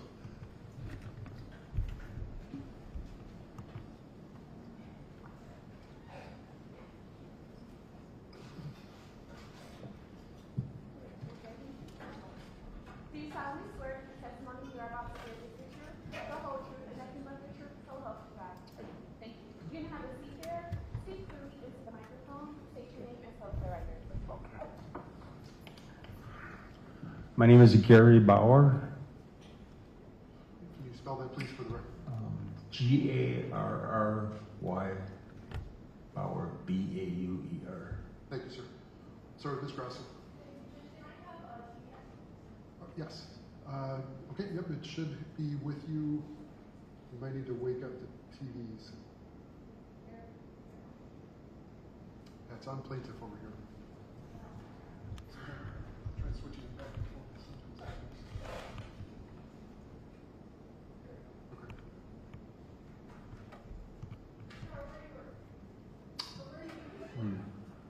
I used to work for the Greenfield Fire Department as a fire paramedic.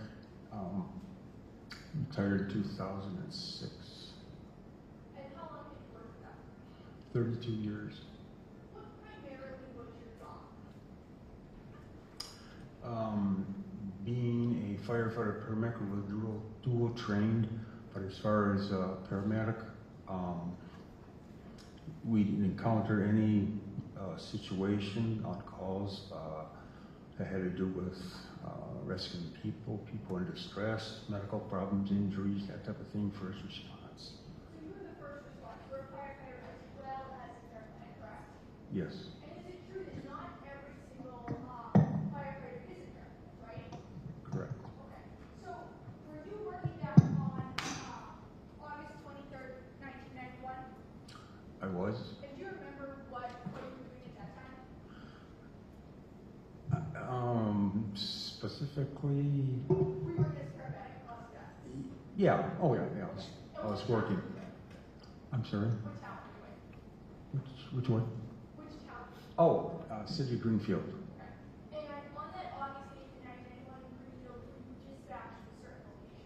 Yes, Okay. And was that an apartment in Greenfield? yes. Okay. And when you got there, what did you observe? You know, I've been on so many calls in my career, it's hard to recollect what I encountered when I first got there. When we first got there, all the documentation is documented on the paramedic report. Okay, I'll just one. Were you the first one on scene, or do you remember somebody else one? No, we were the second one on scene. The first ambulance that was on scene was on Station 2 on 92nd Street. It's not too far away from the complex. They were first on the scene. They were basic life support personnel. They were not paramedics, but they would do assess the patient and if CPR had been needed, that type of thing. But as far as administering drugs or intubations, they were not allowed to do that, so we were called in. They arrived first, right? They arrived first. And then a couple minutes later, you arrived, We correct? did. And you were the paramedic, correct? I was one of the paramedics. There were 2 paramedics and it was a EMT driver. Okay. I'm gonna hang with your mark exhibit 4. Can you take a look at your one and tell me if you recognize it? I do. You do. And what do you recognize as being, sir? I recognize that this is the official document of the call that we went on to the residents. Is this a report that you took? This is a report that I took, and I was the person that documented everything that we did observe, that thing, or that type of thing. On the second page of that report, did you end up signing it at the bottom? I did. As for exhibit 1, the evidence published.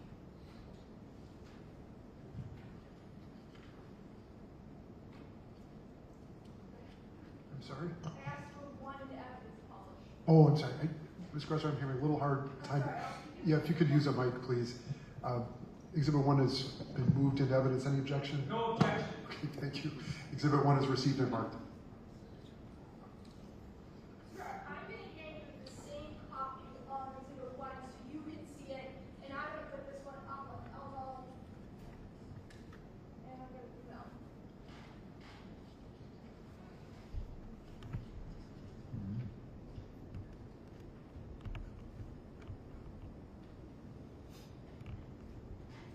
I know it's going to be a little bit challenging to see. I'm going to take this TV, I'm going to bring it slightly closer to everyone.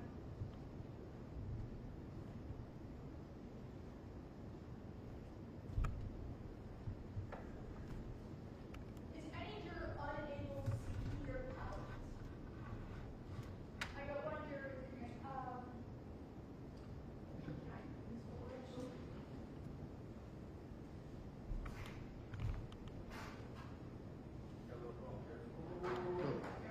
Hold on. Yeah, it's too far.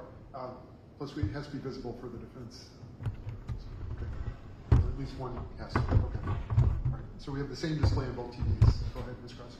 we're going to go through it kind of piece by piece, and sometimes helpful people are able to see it. Mr. Bauer, you have that same copy in front of you, correct? I do. Okay. I'm going to turn you on or speak into this microphone. Oh. Go. This top section here, what does that tell you? The top section, the first 5-6 sentences are you referring to? Yep, all above this black line and Oh, above. What's okay. this section here, sir? Okay, it's got the date that we were dispatched to, the address that we were dispatched to. It has what kind of residence it was. It has the times at the scene, at the patient, departed the scene, arrived at the hospital, and then in service. Okay. Also, Can you tell me what time were you dispatched? we were dispatched. It looks like 0018, which would be 18 minutes past midnight. And what time did you get there? What time was your arrival? We arrived. It's going to be 5 minutes. 5 minutes later at 0023 hours. So it took you 5 minutes from the time that you were dispatched to the time that you arrived on the scene, correct? Yes. And you're the second one on scene, correct? Yes. Okay, to make this easier, I'm gonna flip to the second report here, the ambulance report. That's your page 3, sir. Okay. Do you see that? I see it. Yeah.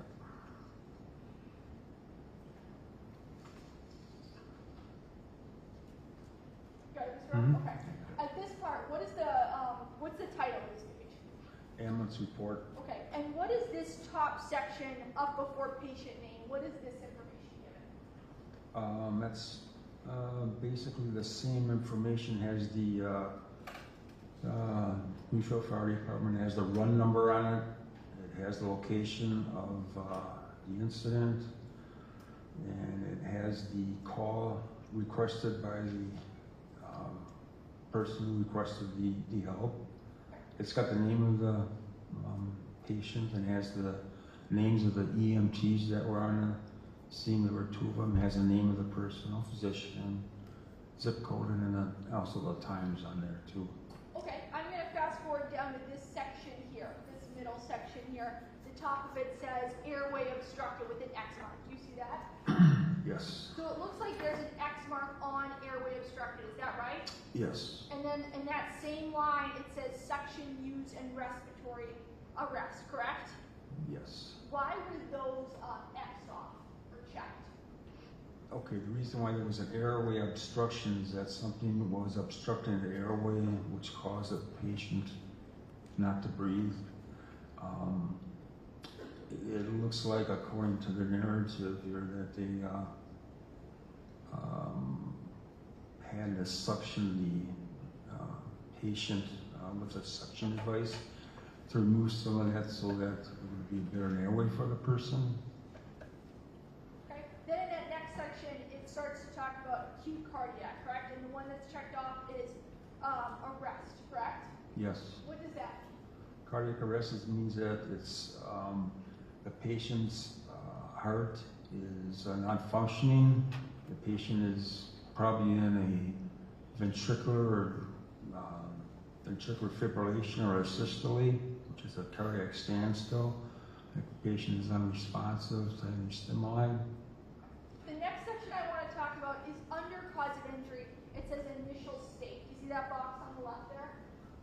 Yes. Okay. Initial state, it lists a number of things. It says alert, semi-conscious, unconscious, and probably dead, correct? Yes. The last one, the probably dead, is the one that has the X mark, right? Yes. And that's what was checked off by the initial responding officers, right? Yes. Okay. Farther down, I want to just go under eyes and skin. Do you see those 2 other boxes? I do. Okay, and one that's circled is dilated and then pale. Yes. What does that tell us? Okay. The dilated pupils could relate to the consciousness of the person. If it's dilated for a long time, the person is unresponsive, could be maybe caused by drugs, cardiac arrest, usually when they're dilated, and they're fixed. That means that when you put a little light on it, they don't react to light. They still stays dilated. They don't get smaller. If it still stays dilated, then the person is unresponsive, possible cardiac arrest. Under that box right above it, under mental state, the box that's checked is unresponsive, correct? Yes. Okay. That's all I have for that first report. I want to go back to the page 1. I gave you your specific report. Okay. Okay. Okay.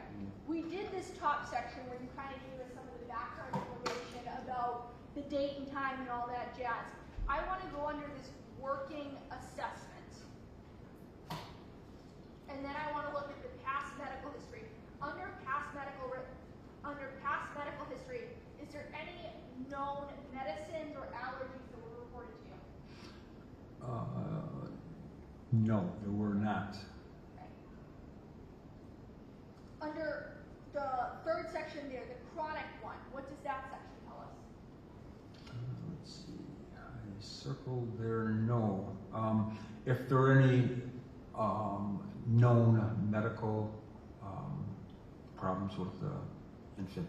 And it was reported no to you, correct? It was. Okay. I'm gonna go down under the initial physical exam part. I'm gonna just move it up so everyone can see it a little better. Mr. Bauer, on the left it says mental status, in the bottom when the comatose is circled, correct? Correct. What is comatose? Comatose is an unresponsive person that does not respond to pain or stimuli. Then the next one you have breathing sounds. Can you walk me through that breathing sounds box? Let's see.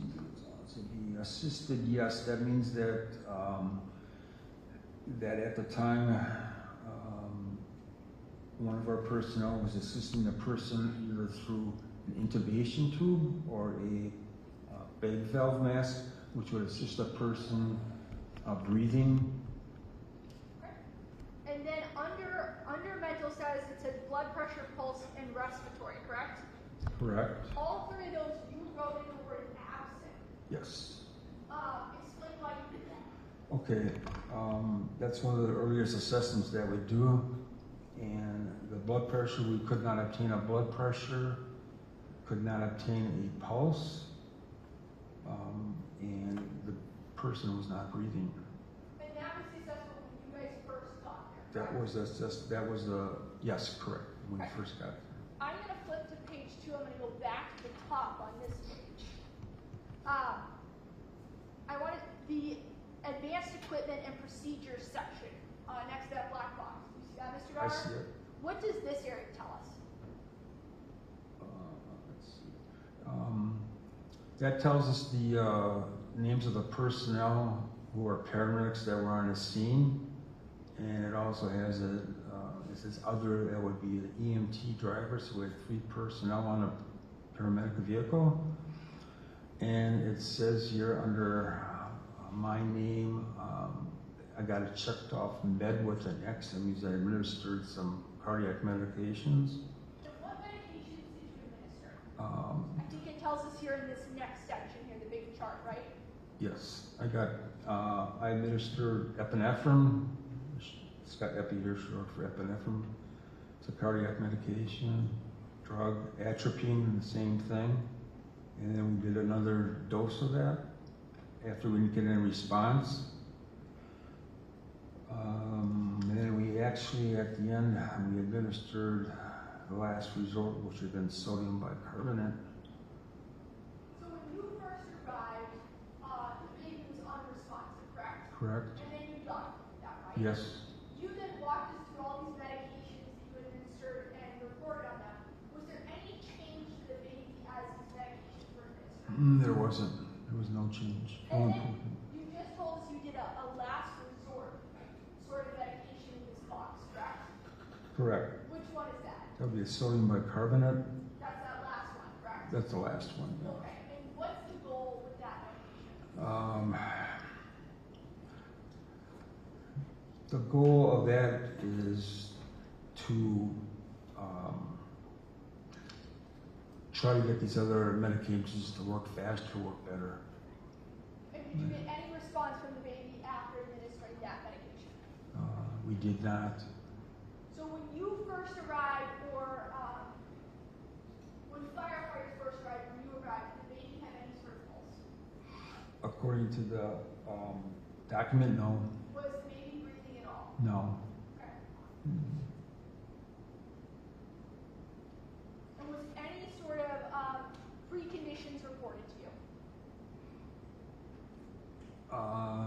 By the basic life support unit, yes. Okay, Yeah. what was that? Well, because they told us that the baby did not have a pulse, did not have blood pressure. Did the parents report any sort of pre-medical conditions? Excuse me. No, they did not. I have nothing else. Thank you very much, Mr. Bauer. Thank you. Mr. Glenn? Mr. Bauer, thank you very much for your service. I greatly appreciate it, and I hope you're enjoying your retirement. Thank you. Well deserved.